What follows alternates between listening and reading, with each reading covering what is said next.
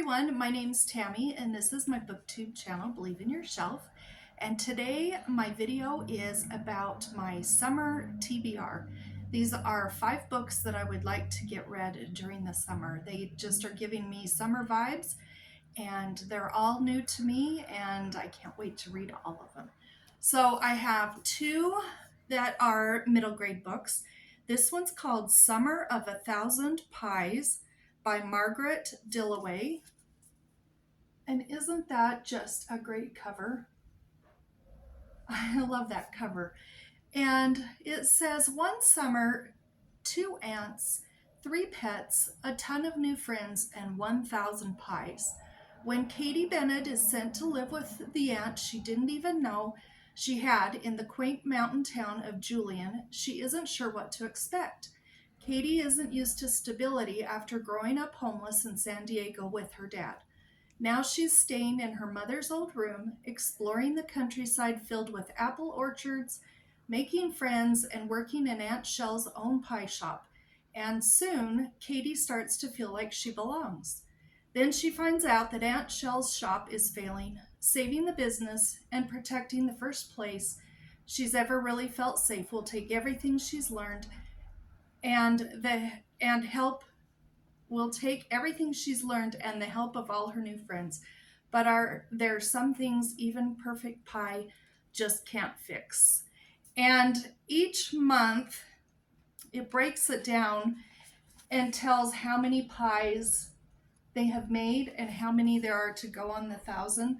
June, 83 pies down, 917 to go. And in August, we've got 735 pies down, 265 to go. So it breaks it down in months in this book over the summer, and then each month is broken down into chapters. And I just think this sounds like a fun book, and I just love this cover. Then I have one more middle grade that I want to read. It's Summer of the Monkeys by Rawls. And I love his book, Where the Red Fern Grows. I just think it's one of my favorite books to read, especially as a middle grade book. And this one here, we're following Jay, and he's trekking through the Ozarks in Oklahoma. And while he's out, he discovers a tree full of monkeys. And he learns from his grandpa that they've escaped from a circus train and there is a reward for them. And he knows his family could really use the money, so he decides during the summer he is going to catch all of these monkeys and get the reward for them. And I've never read this. I've heard about it my whole life, but I just haven't had a chance to read it, so that'll be a fun one. I have a cozy mystery here that just has summer vibes all over it.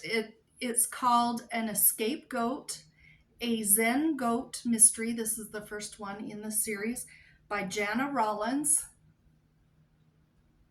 And doesn't that look like a summer cover with that goat out there? So in this one here, Callie finds some family that she's never known about through a DNA test, and so she goes out to visit them. And she falls in love with the family and decides she's going to stay. And she opens a goat yoga studio and retreat space. And one of her guests at the retreat is found dead. And they think it's just nothing suspicious. But the goat is lapping up her drink and then the goat gets sick. So they decide that it's murder. And of course, she's going to find out who the murderer is, as they always do in cozy mysteries. Can't wait for that one. And then I have 2 more adult books. This one is a Harlequin romance from 1968, and it's called The Last Rose of Summer by Jeannette, Welsh. And I like that cover. I like these old Harlequins. And it just has a little tiny blurb on the back, and I had to laugh about it. It says, the one thing Louisa wanted in life was a career as a singer, and one man who could help her was Lawrence Granger. Could she manage to accept his help without getting emotionally involved with him? I don't think so. I think she's going to get emotionally involved with him. I think that's a funny premise on the back of the cover, but I'm excited to read that one. And then this one here is my last one. It's called Mrs. Lorimer's Quiet Summer by Molly Clavering. And again, this is another furrowed middle brow book. I'm getting quite a collection of them. And it's published by Dean Street Press. They take books that are out of print from the 1930s, 40s, and 50s, and they are reprinting them so that we can all enjoy them again. Now, I have to read you this because this says it's Molly Clavering's most autobiographical novel. And I just got to read you the paragraph about the book and then a little paragraph about Molly in real life. So it says, in what is surely Molly Clavering's most autobiographical novel, two middle-aged women writers, close friends and neighbors, offer one another advice and support while navigating life in a lively border village. Lucy Lorimer, the most successful author, with her 4 children, in-laws, and grandchildren, gather for a summer reunion, must try to avert disaster in one daughter's marriage, help a daughter-in-law, restless with mundane married life after flying planes in the war, and deal with the awkward reappearance of an old flame. Unmarried Grace Douglas, meanwhile, has struggles of her own, but is drawn delightfully into her friend's difficulties. So I think the book sounds great. But then it says, in real life, Molly Clavering was herself for many years a neighbor and close friend of best-selling author D.E. Stevenson. And I have quite a few books by D.E. Stevenson, too.